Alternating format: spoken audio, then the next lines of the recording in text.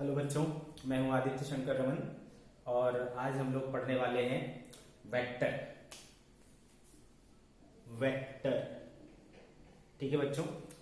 ये भी आप मान सकते हैं कि बेसिक मैथमेटिक्स के अंदर ही है ना।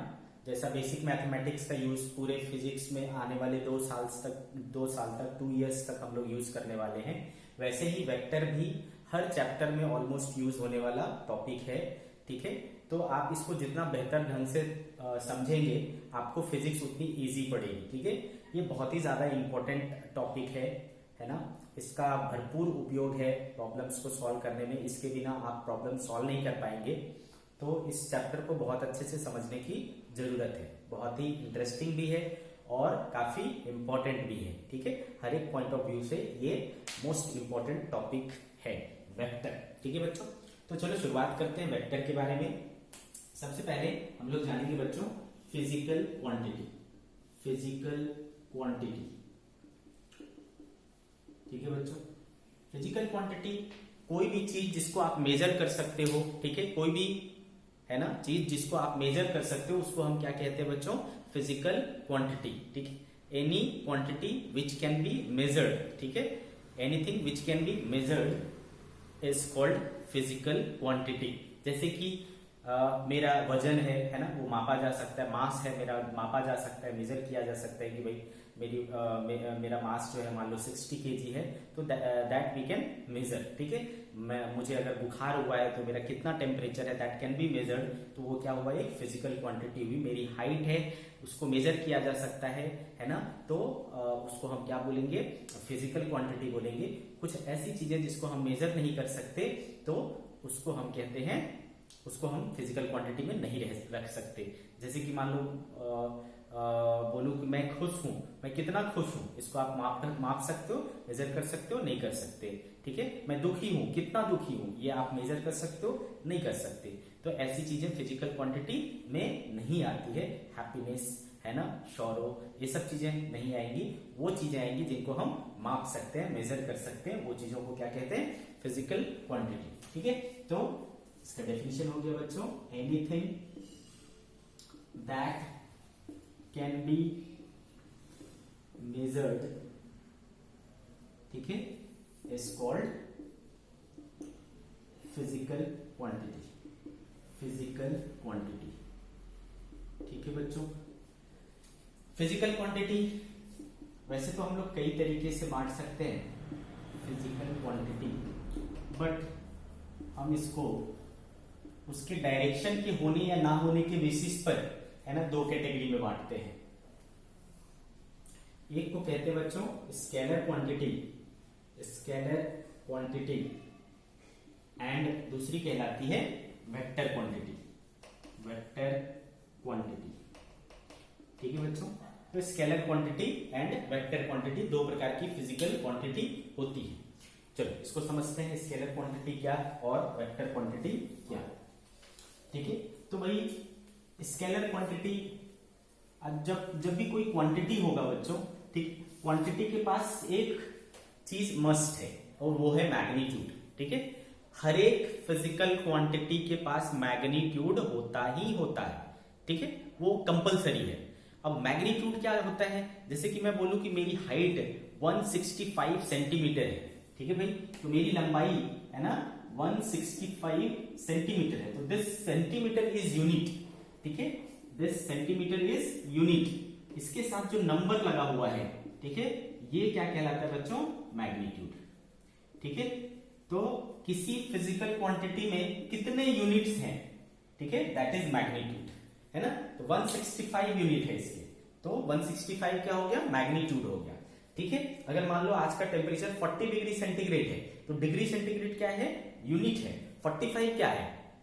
मैग्नीट्यूड है। ठीक है, how many units, how many degree centigrade? तो 45 डिग्री सेंटीग्रेड, 45 क्या हो गया? मैग्नीट्यूड हो गया। अंडरस्टूड? तो किसी फिजिकल क्वांटिटी में जितने नंबर ऑफ यूनिट्स होते हैं that number is called magnitude. तो ये कंपलसरी है। ठीक है, तो किसी भी फिजिकल क्वांटिटी के पास मैग्नीट्यूड तो होता ही होता है। इसके अलावा एक चीज होता है जो सबके पास नहीं होता, किसी के पास होता है और किसी के पास नहीं होता है, वो है डायरेक्शन। ठीक है। तो उसी डायरेक्शन के बेसिस पर फिजिकल क्वांटिटी को दो कैटेगरी में बांटा गया है ना। एक हो गया बच्चों आपका स्केलर और दूसरा हो गया आपका वेक्टर। तो वन बाय वन हम इसको पढ़ेंगे, ठीक है। तो चलो पहले पढ़ते हैं स्केलर क्वांटिटी, ठीक है बच्चों।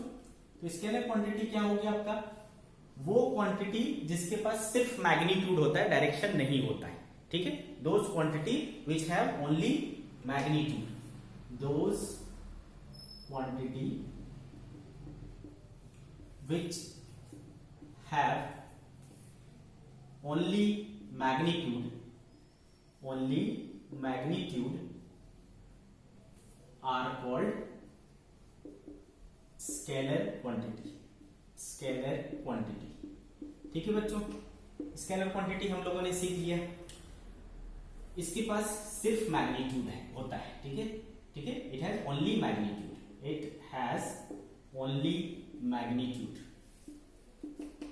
ठीक है। इसके पास डायरेक्शन नहीं होता है, it has no direction required नहीं होता है, ठीक है बच्चों। अब ऐसे समझो, जिन क्वांटिटी को बताने के लिए डायरेक्शन की जरूरत नहीं होती, ठीक है, जिन क्वांटिटीज को एक्सप्रेस करने के लिए डायरेक्शन की जरूरत नहीं होती है, उनको आप क्या बोलोगे, स्केलर बोलोगे, ठीक है। जैसे कि मैं बोलूं कि बताओ आपकी लंबाई क्या है, आप अगर बोलते हो कि मेरी लंबाई 160 सेंटीमीटर है, ठीक है, तो इसमें ऐसा बोलने की जरूरत नहीं कि 165 सेंटीमीटर ऊपर की तरफ, 165 सेंटीमीटर ईस्ट की तरफ या 165 सेंटीमीटर वेस्ट की तरफ, ऐसा मुझे कुछ बोलने की जरूरत नहीं है ना। आप अगर मान लो बनिए की दुकान पर गए, आपको कुछ बाई करना है, आपको कुछ खरीदना है ना। आपसे पूछा गया कि बताओ बेटा क्या चाहिए, तो आप बोलोगे भाई चावल चाहिए, चलो, है ना।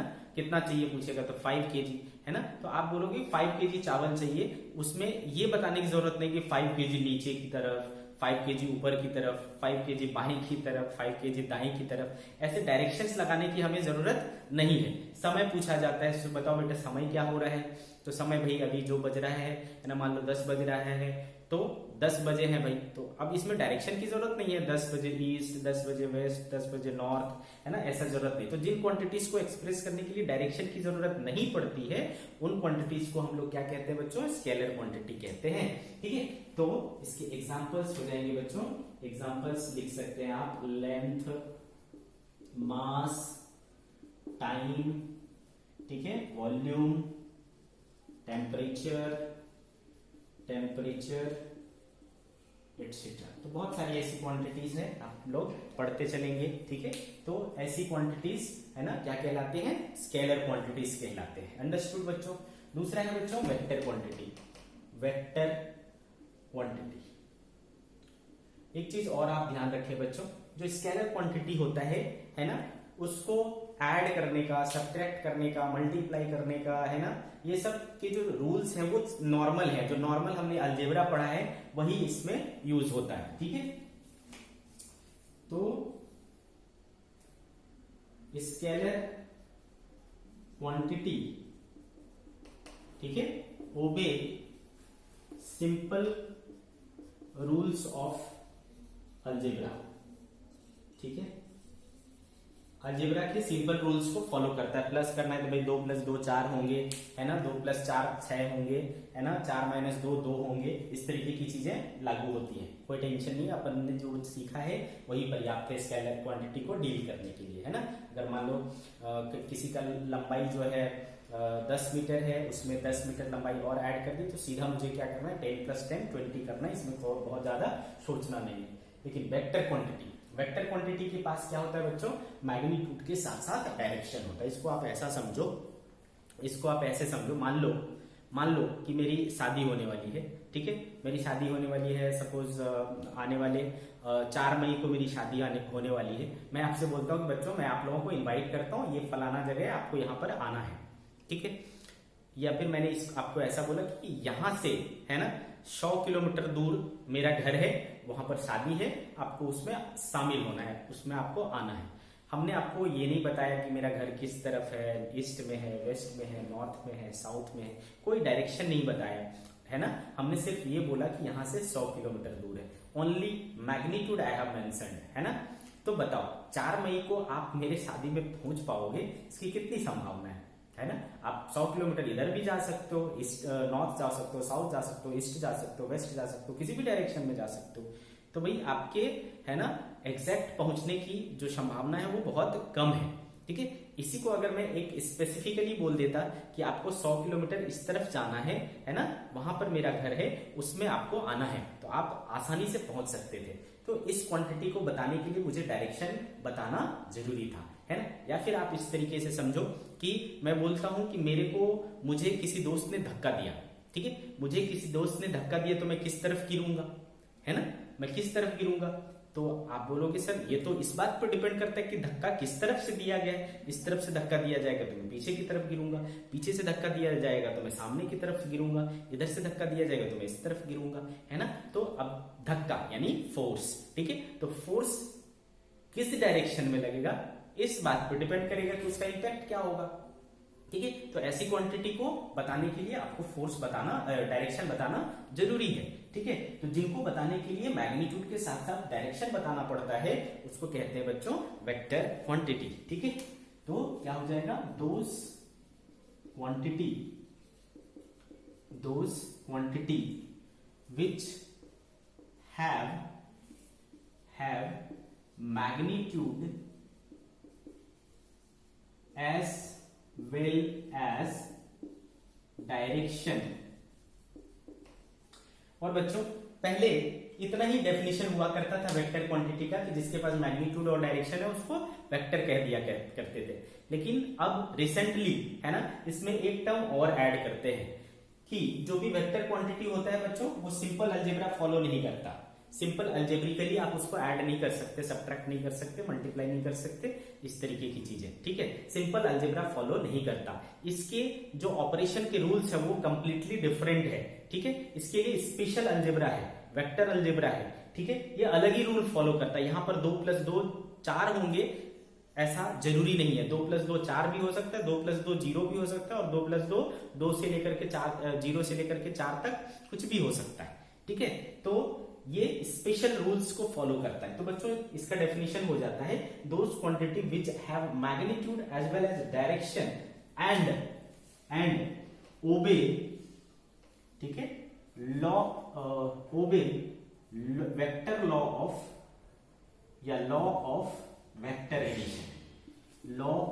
वेक्टर एडिशन, ठीक है बच्चों। तो वेक्टर को ऐड करने के अलग रूल्स होते हैं, उन रूल्स को फॉलो करना चाहिए, लॉ ऑफ वेक्टर एडिशन, ठीक है, आर कॉल्ड वेक्टर क्वांटिटी,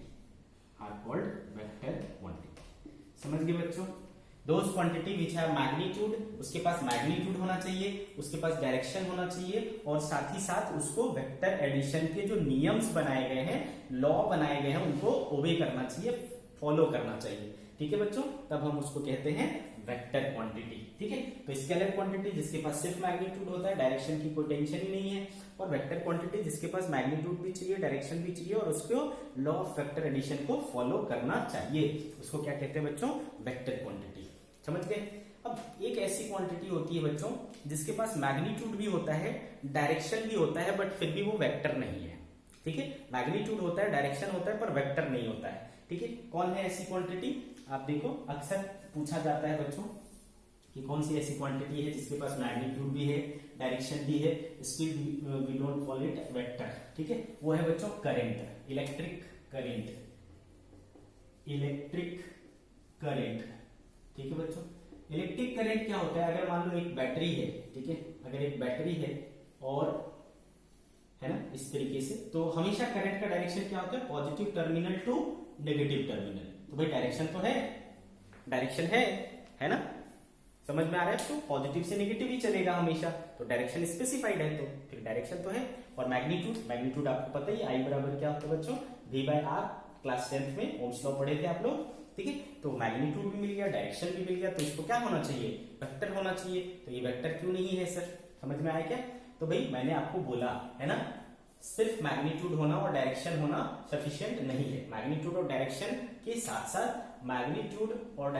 साथ साथ इसको क्या होना चाहिए, लॉ ऑफ वेक्टर एडिशन को भी फॉलो करना चाहिए, ठीक है, लॉ ऑफ वेक्टर एडिशन को भी फॉलो करना चाहिए।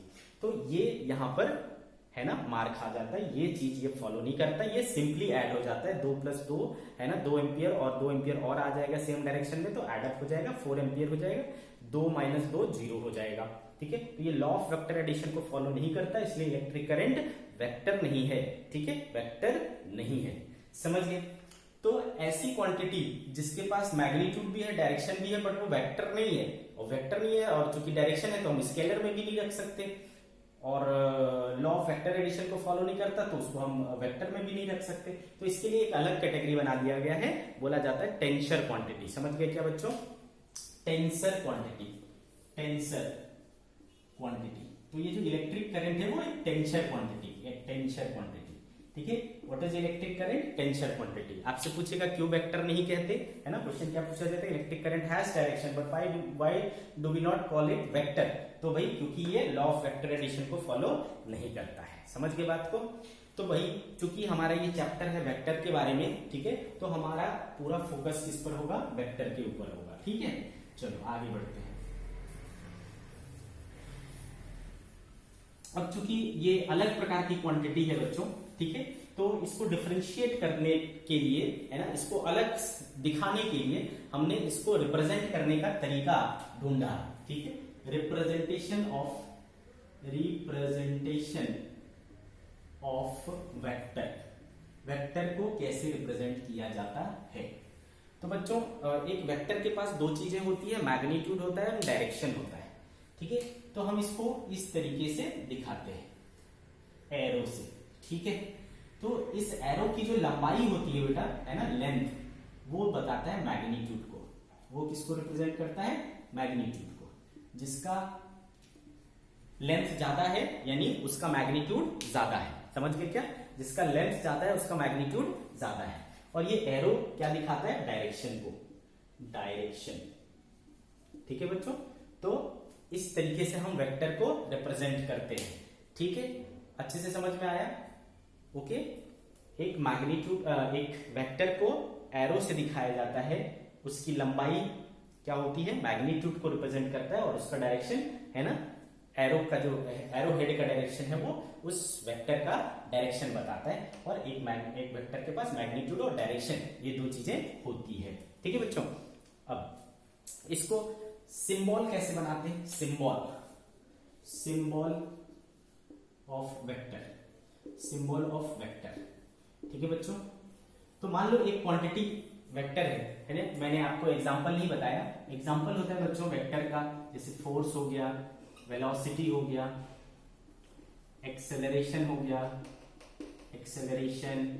ठीक है, इस तरह की क्वांटिटीज क्या होती हैं, वेक्टर होती है। तो बच्चों जो क्वांटिटी वेक्टर है उसके लिए सिंबॉलिकली कैसे रिप्रेजेंट किया जाता है। मान लो एक क्वांटिटी ए है जो कि वेक्टर है, तो उसके ऊपर क्या लगा रहेगा, एरो। ठीक है, तो जिसके ऊपर एरो लगा हुआ है तो आपको समझ जाना है वो क्या है, वेक्टर क्वांटिटी है। ठीक है, फोर्स को दिखाएंगे तो फोर्स पर क्या लगाएंगे बच्चों, एरो, क्योंकि फोर्स क्या है, वेक्टर क्वांटिटी है ना बच्चों। वेलोसिटी वेक्टर क्वांटिटी है तो उसके ऊपर क्या लगे रहेगा, एरो। समझ गए क्या। बुक्स में, है ना, बुक्स में कई बार इसको इस तरीके से दिखाता है, डार्क कर देगा। ठीक है, डार्क, मोटा कर देगा। ठीक है, उससे भी पता चलता है। आई बात समझ में। जैसे सिंबल ऑफ वेक्टर। ठीक है, तो किसी भी क्वांटिटी जो वेक्टर हो उसको इस तरीके से आप रिप्रेजेंट किया करेंगे।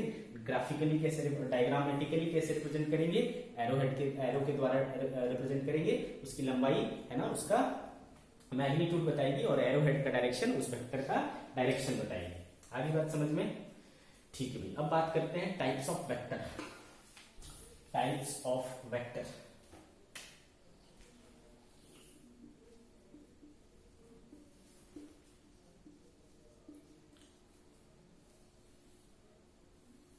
देखो बच्चों, दो प्रकार का, अगेन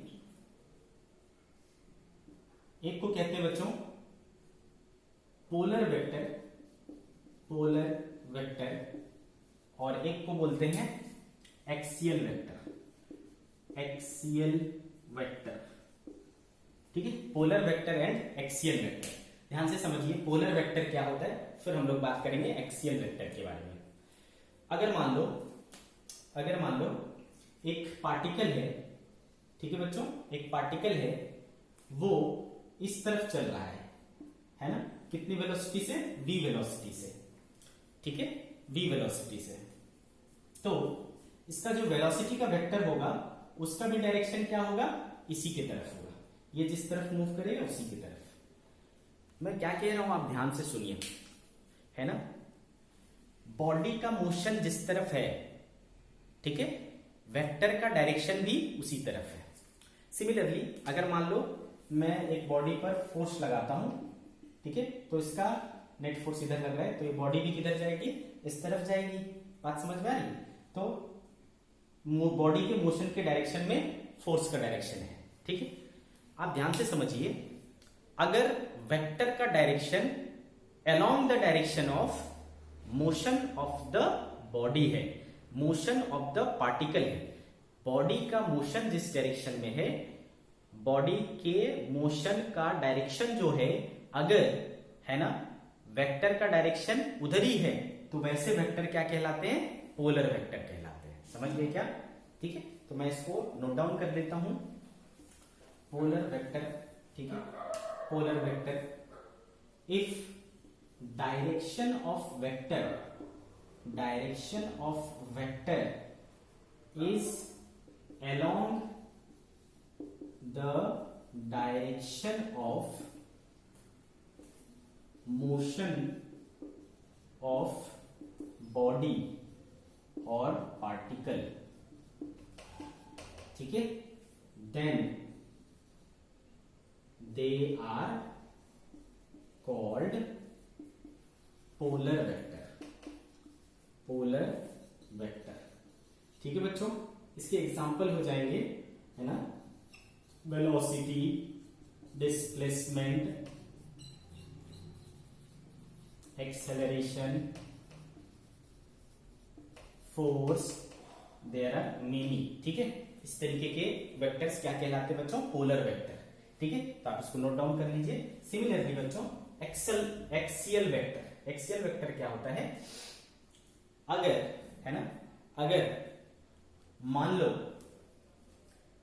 ये एक पोल है, ठीक है, इस पोल को पकड़ के, है ना, इस तरीके से मैं घूमना चालू करूं, है ना, यहां पर एक पोल है ऐसा, और मैं इस तरीके से इसके अबाउट गोल गोल घूमने लगूं, ठीक है। तो मैं क्या कर रहा हूं, इस एक्सिस के अबाउट रोटेट कर रहा हूं, ठीक है, इस एक्सिस के अबाउट हम ऐसे रोटेट कर रहे हैं, ठीक है बच्चों, इस तरीके से। तो मेरा मोशन क्या हो रहा है, देखो ध्यान से समझो, मोशन किस प्लेन में हो रहा है, इस हॉरिजॉन्टल प्लेन में हो रहा है, ठीक है, इस हॉरिजॉन्टल प्लेन में हमारा मोशन हो रहा है, बट एक्सिस किधर है, ऐसा, ठीक है। तो जिसका डायरेक्शन इस एक्सिस के अलोंग होता है, ठीक है, ऐसे वेक्टर को क्या बोलते हैं, एक्सियल वेक्टर, ठीक है। तो इसका डेफिनेशन हम लिखेंगे बच्चों एक्सियल वेक्टर का, ध्यान से समझिए, axial vector,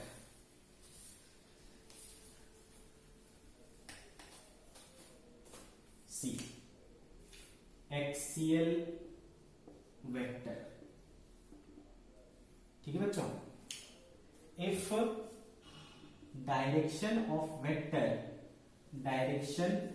vector is along the axis of rotation, ठीक है, along the axis of rotation of body or particle,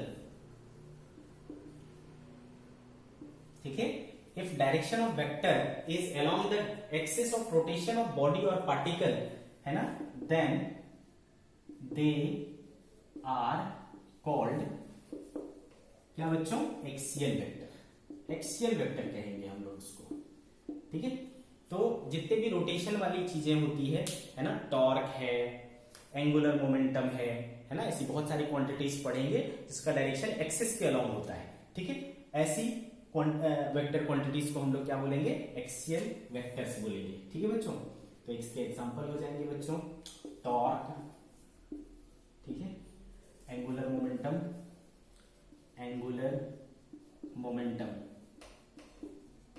ठीक है, एंगुलर वेलोसिटी,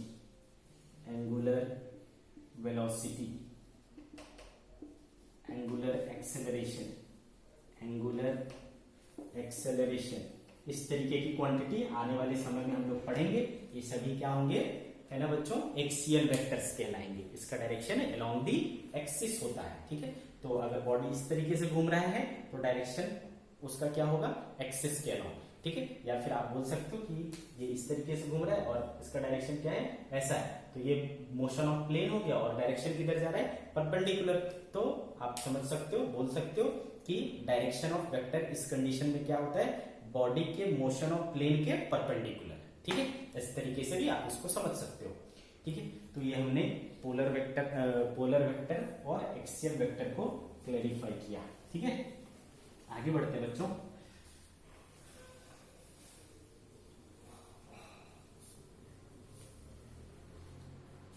सम important vectors, some important terms बोल सकते हो, some important terms related to vector, ठीक है बच्चों।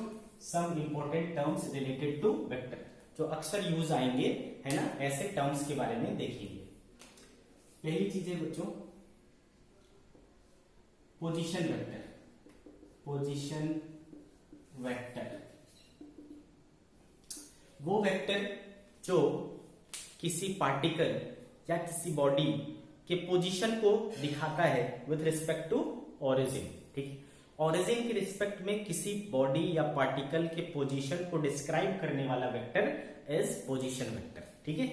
तो मान लो मैं एक कोऑर्डिनेट सिस्टम बनाता हूं, ठीक है, ठीक है बच्चों। तो ये हो गया इसका ओरिजिन। अगर कोई पार्टिकल इस समय यहां पर है, ठीक है, तो इसका पोजीशन वेक्टर क्या हो जाएगा बच्चों, दिस, ठीक है, वेक्टर आर से दिखा सकते हैं हम लोग इसको। आई क्या बात समझ में, बोलो बच्चों, एक्स और वाई। तो इस तरीके से आप बोल सकते हो कि पोजीशन वेक्टर क्या है, the vector which describes position of a particle, ठीक है, position of a particle with respect to, है ना, with respect to origin, with respect to origin. The vector which describes position of a particle with respect to origin is known as position vector. Position vector, ठीक है बच्चों। Generally हम लोग क्या करते हैं, वेक्टर आर से शो करते हैं। Generally we show it by vector R, ठीक है बच्चों। तो ये हो गई बात पोजीशन वेक्टर की। कोई चीज यहां पे होगा तो क्या हो जाएगा उसका position vector, this is position vector. कोई चीज यहां है तो इसका पोजीशन वेक्टर ये हो गया, है ना। ये पॉइंट 1 था तो ये R1, ये पॉइंट 2 था तो R2, ये पॉइंट 3 था तो R3, है ना। इस तरीके से आप किसी पार्टिकल के पोजीशन वेक्टर को शो कर सकते हो। आ रही बात समझ में। पोजीशन वेक्टर के बाद बच्चों दूसरा term displacement vector. Displacement vector, सी डिस्प्लेसमेंट वेक्टर, ठीक है। इसमें समझते हैं बच्चों, मान लो डिस्प्लेसमेंट आपने पढ़ा होगा क्लास 9th में, जब पार्टिकल एक पॉइंट से दूसरे पॉइंट में जाता है तो दोनों पॉइंट्स के बीच में जो स्ट्रेट लाइन डिस्टेंस होता है उसी को हम क्या कहते हैं, पोजीशन वेक्टर कहते हैं। तो मान लो कोई पार्टिकल यहाँ था बच्चों पहले और चल करके कहाँ पहुंच गया, यहाँ पर पहुंच गया। तो पहले ये यहाँ था तो पहले इसका पोजीशन क्या था बच्चों, ये था, तो इसको R1 वेक्टर बोल देता हूँ। बाद में इसका पोजीशन क्या हो गया, यहाँ हो गया, तो इसको क्या बोल दूंगा मैं, R2 बोल दूंगा बच्चों। आप इसको इनिशियल और फाइनल के टर्म्स में भी बोल सकते हो। ये इनिशियल वेक्टर था, यह फाइनल वेक्टर था। ये गया कहां से कहां बच्चों, 1 से 2, ठीक है। तो ये डिस्प्लेसमेंट हुआ। This is the shortest distance, this is the straight line distance between 1 and 2। तो ये क्या कहलाता है बच्चों, डिस्प्लेसमेंट वेक्टर। या आप इसको, ठीक है, इसको 1 और 2 बोलूं तो आप इसको क्या बोल सकते हो, R1 2, ठीक है, समझ गए बच्चों, या R1 2, ठीक है, इस तरीके से बोल सकते हो। तो बच्चों ये डिस्प्लेसमेंट वेक्टर आप कैसे निकालोगे, R1 2, है ना। डिस्प्लेसमेंट वेक्टर हमेशा कैसे निकाला जाता है बच्चों, final vector minus initial vector. ठीक है, final vector minus initial vector, तो क्या हो जाएगा फाइनल वेक्टर R2 और इनिशियल वेक्टर R1, ठीक है, तो R2 माइनस R1 इस तरीके से आप, ठीक है, आप उसको निकाल सकते हो। कोई दिक्कत है? तो भाई डिस्प्लेसमेंट वेक्टर को कैसे डिफाइन करेंगे, ठीक है, डिस्प्लेसमेंट वेक्टर वो वेक्टर है जो किसी टाइम इंटरवल में उसके पोजीशन में चेंज को दिखाता है, ठीक है। The vector which describes change in position of a moving body in a time interval, ठीक है बच्चों। The vector which describes change in position of a moving body in a time interval, है ना, is called displacement vector, ठीक है बच्चों। तो ये हो गया आपका डिस्प्लेसमेंट वेक्टर, इसका भरपूर उपयोग होने वाला है धीरे धीरे, आप अभी बस टर्म को जानिए, इसका एप्लीकेशन हमारे आने वाले चैप्टर्स में होगी, ठीक है, तो वहां पर इसको हम फिर पढ़ेंगे, बस अभी आपको टर्म्स समझना है कि डिस्प्लेसमेंट वेक्टर क्या है, पोजीशन वेक्टर क्या है, एक्सेट्रा एक्सेट्रा, ठीक है बच्चों। आगे बढ़ते हैं, ये दो टर्म्स आपने सीख लिए है ना, position vector and displacement vector, ठीक है। पोजीशन वेक्टर किसी पार्टिकल का पोजीशन बताता है विद रिस्पेक्ट टू ओरिजिन, और डिस्प्लेसमेंट वेक्टर ये बताता है कि वो कितना मूव हुआ है ना, एक पॉइंट से दूसरी पॉइंट तक, ठीक है। तीसरा टर्म बच्चों इक्वल वेक्टर, अगर दो वेक्टर है बच्चों, ठीक है, अगर दो वेक्टर है, सपोज ये है वेक्टर ए, ठीक है बच्चों, और ये दूसरा वेक्टर है वेक्टर बी, तो हमें क्या दिख रहा है बच्चों, ये दोनों वेक्टर का मैग्नीट्यूड यानी लंबाई है ना, दोनों का क्या है सेम है, यानी मैग्नीट्यूड सेम है, और दोनों का डायरेक्शन भी क्या है सेम है, एक ही तरफ है दोनों का डायरेक्शन। ऐसे दो वेक्टर्स को कहा जाता है इक्वल वेक्टर, ध्यान से समझिए, ऐसे दो वेक्टर जिनका मैग्नीट्यूड भी सेम है, डायरेक्शन भी सेम है, उनको हम क्या कहेंगे, इक्वल वेक्टर कहेंगे। अच्छे से समझ में आया आपको, ठीक है। those two vectors are called equal vectors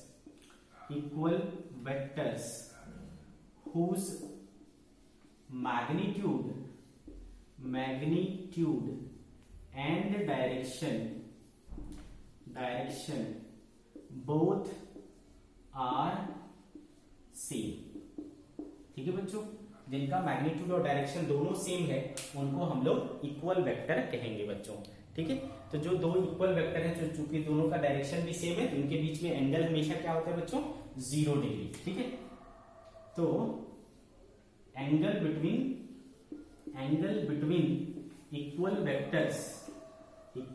vectors is always 0, है ना, कितना होता है 0 होता है उनके बीच में एंगल हमेशा, समझ गए।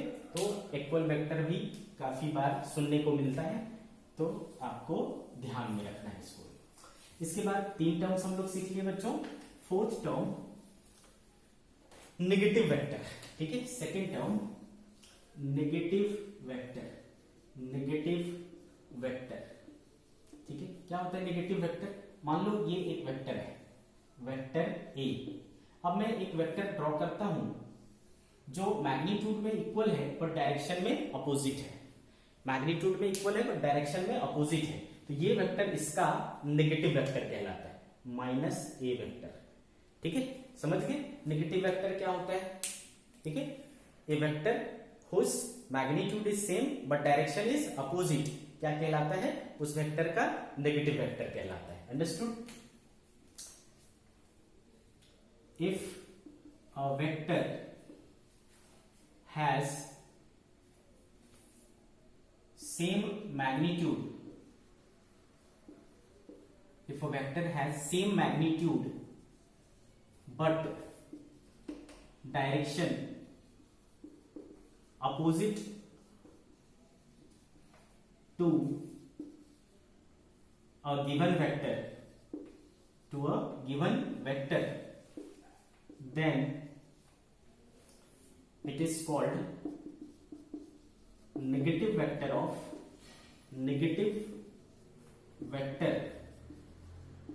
द गिवन वेक्टर, ठीक है, वो गिवन वेक्टर का नेगेटिव वेक्टर कहलाए। ये बहुत यूज होगा बच्चों आगे चल करके, तो आपको इसके अच्छे से समझना है। तो अगर आपको कोई दे दिया कि भाई ये वेक्टर ए है, बताओ नेगेटिव वेक्टर कैसे होगा, तो सर नेगेटिव वेक्टर ये होगा, ठीक है बच्चों। आपसे बोलता है कि वेलोसिटी वेक्टर है एक वी वेक्टर, बताओ माइनस ऑफ वी वेक्टर क्या होगा, सर ये होगा सर माइनस वी वेक्टर, ठीक है। तो ये चीज समझना है आपको, बस पलट के रख देना है, मैग्नीट्यूड को चेंज नहीं करना है, लंबाई को चेंज नहीं करना है, डायरेक्शन को पलट देना है। तो this is called negative vector, ठीक है। अच्छे से समझ में आया आपको। तो positive vector, sorry equal vector, negative vector, ये दो टर्म्स हमने सीखे, 4 टर्म्स हम लोगों ने सीख लिए I think.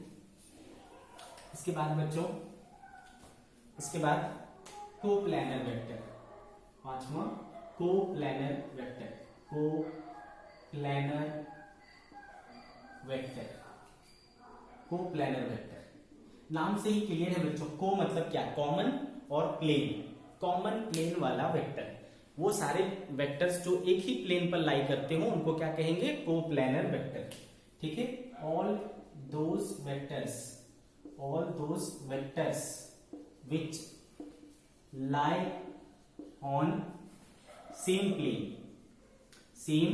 Plane are called coplanar vector, coplanar vector, ठीक है बच्चों। जैसे कि ये बोर्ड एक प्लेन है, तो इसमें जितने भी वेक्टर बनाऊंगा, है ना, इस तरीके से वो क्या कहलाएंगे, कोप्लैनर वेक्टर कहलाएंगे। क्लियर है। आगे देखो बच्चों, 5 हो गए। 6th term collinear vector, collinear vector, ये भी नाम से ही क्लियर है ना बच्चों, नाम से ही क्लियर है। को मतलब कॉमन लाइन, कॉमन लाइन में लाई करने वाले वेक्टर, ठीक है। तो those vectors which lie on same line, ठीक है, are called collinear vector, collinear vector, ठीक है। लाइन क्या होना चाहिए, सेम होना चाहिए, इसको हम क्या बोलेंगे, कोलीनियर वेक्टर बोलेंगे। क्लियर है। 7th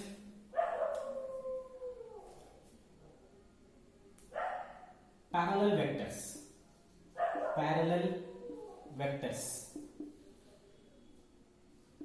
वेक्टर्स, अगर दो वेक्टर है ना बच्चों पैरेलल हैं या सेम लाइन पर हैं, उनको क्या बोलेंगे, पैरेलल वेक्टर्स बोलेंगे। अब इसमें आप समझ चुके हो कि क्या करना है बेसिकली, है ना, सिंपल टर्म्स है, आपको समझना है कि उसका मीनिंग क्या है, तो सारे को लिखाने की जरूरत नहीं है, ठीक है, टाइम पास हो रहा है फालतू का। तो पैरेलल वेक्टर्स मतलब जो एक दूसरे के पैरेलल है, ठीक है। दूसरा हो सकता है बच्चों एंटी पैरेलल, एंटी पैरेलल मतलब क्या होगी बच्चों, एक इस तरफ है और एक इस तरफ, पैरेलल है बट एक दूसरे से डायरेक्शन में अपोजिट है, तो उनको क्या बोल सकते हैं हम लोग, एंटी पैरेलल वेक्टर बोल सकते हैं। समझ आ रहा है आपको, एंटी पैरेलल वेक्टर, है ना, parallel vectors, anti parallel vectors, इस तरीके से हम लोग इसको बोल सकते हैं, ठीक है बच्चों। इसके बाद सबसे जो इंपॉर्टेंट वेक्टर यूज होता है, सबसे जो ज्यादा टर्म यूज होता है, वो है बच्चों यूनिट वेक्टर, यूनिट वेक्टर, ये सबसे ज्यादा यूज होता है यूनिट वेक्टर, ठीक है। यूनिट वेक्टर एक ऐसा वेक्टर है जिसके पास मैग्नीट्यूड 1 होता है, ठीक है। तो इसको हम डिफाइन कर सकते हैं, ए वेक्टर हैविंग मैग्नीट्यूड 1 और unit is called unit vector, ठीक है। एक वेक्टर जिसका मैग्नीट्यूड 1 होता है उसे हम लोग यूनिट वेक्टर कहते हैं। समझ गए क्या। ये बहुत ही ज्यादा इंपॉर्टेंट है। क्यों इंपॉर्टेंट है, क्योंकि इसका यूज होता है बच्चों डायरेक्शन बताने में। This vector is used to describe describe the direction of given vector. एक गिवन वेक्टर का डायरेक्शन बताने के काम आता है क्या चीज? Unit vector. क्या मतलब है, मैं क्या कहना चाह रहा हूं आप समझिए। अगर ये वेक्टर ए है, ठीक है बच्चों, अगर ये वेक्टर ए है तो इसके पास क्या चीजें हैं? दो चीजें हैं, मैग्नीट्यूड और डायरेक्शन है। तो डायरेक्शन कौन बताएगा? डायरेक्शन बताएगा यूनिट वेक्टर। समझ गए क्या? डायरेक्शन कौन बताता है? Unit vector. ये बहुत इंपॉर्टेंट है, ठीक है। This vector is used to describe the direction of given vector, ठीक है। इसको हम लोग, ये बहुत ज्यादा इंपॉर्टेंट है, इतना इंपॉर्टेंट है कि इसके लिए हमने सिंबल भी एकदम अलग डिसाइड किया है, ठीक है। Symbol of unit vector, symbol of unit vector, ठीक है। तो डायरेक्शन किसका ढूंढोगे? जो वेक्टर है उसका डायरेक्शन ढूंढोगे। तो मान लो एक वेक्टर ए है तो इसका यूनिट वेक्टर, तो इसका unit vector of vector A को रिप्रेजेंट किया जाता है बच्चों ए पर एरो, ए पर कैप, इस तरीके से ए वेक्टर, यूनिट वेक्टर ए, ठीक है। ये अगर वेक्टर ए है तो ये हुआ उसका unit vector A cap. Similarly अगर कोई वेक्टर बी है तो उसका यूनिट वेक्टर कैसे रिप्रेजेंट करेंगे बच्चों? बी कैप, ठीक है। कोई अगर वेलोसिटी वेक्टर है बी तो इसका यूनिट वेक्टर क्या हो जाएगा? भी कैप। तो इस तरीके से आप यूनिट वेक्टर को दिखाते हैं। अब सवाल उठता है कि यूनिट वेक्टर को निकाला कैसे जा सकता है? निकाला कैसे जा सकता है? ध्यान से समझिए इस चीज को, ठीक है बच्चों। एक यूनिट वेक्टर को निकाला कैसे जाता है? मान लो मैं बोलता हूं कि मेरा घर यहां से 25 किलोमीटर टुवर्ड्स नॉर्थ है, तो एक क्वांटिटी हो गया बच्चों, है ना, डिस्टेंस 25 किलोमीटर टुवर्ड्स नॉर्थ, ठीक है बच्चों। तो ये 25 क्या हो गया बच्चों? है ना, ये क्या हो गया? मैग्नीट्यूड हो गया बच्चों। और ये टुवर्ड्स नॉर्थ क्या हो गया? डायरेक्शन हो गया। समझ गए क्या? टुवर्ड्स नॉर्थ ये इसका डायरेक्शन हो गया। ध्यान से समझिए, ये क्या है? मैग्नीट्यूड है, मैग्नीट्यूड। समझ गए बच्चों? अब अगर इस वेक्टर को, डी वेक्टर को इसके मैग्नीट्यूड से डिवाइड कर दूं, डिवाइड बाय मैग्नीट्यूड, तो क्या हो जाएगा बच्चों? 25/25, है ना, और टुवर्ड्स नॉर्थ, ठीक है बच्चों। तो ये क्या हो गया? 1 हो गया। 1 यानी लिखने की जरूरत नहीं, तो क्या बचा? Towards north, towards north. अब ये क्या बता रहा है? डायरेक्शन बता रहा है ओनली, है ना। अब ये क्या बता रहा है? डायरेक्शन बता रहा है।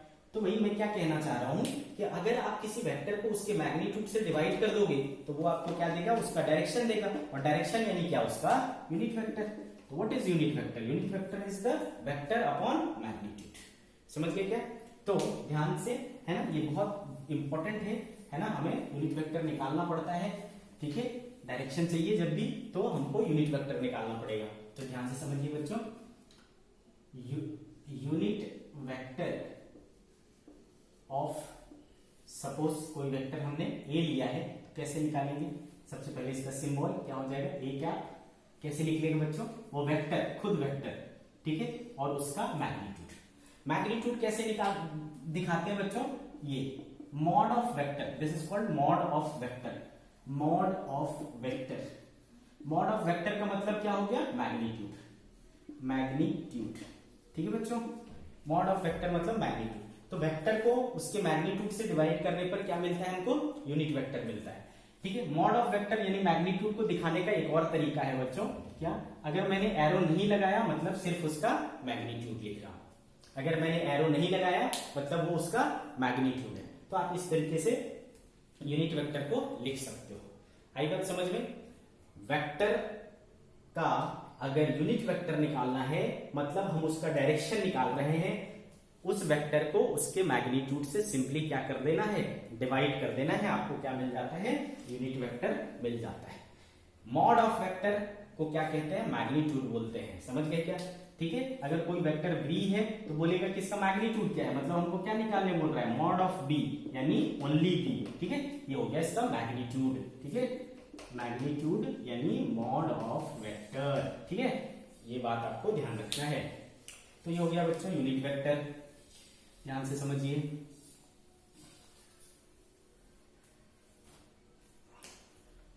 आगे देखिए बच्चों, orthogonal unit vectors. Orthogonal unit vectors, ये क्या होता है ऑर्थोगोनल यूनिट वेक्टर्स? ध्यान से समझिए। अगर मान लो बच्चों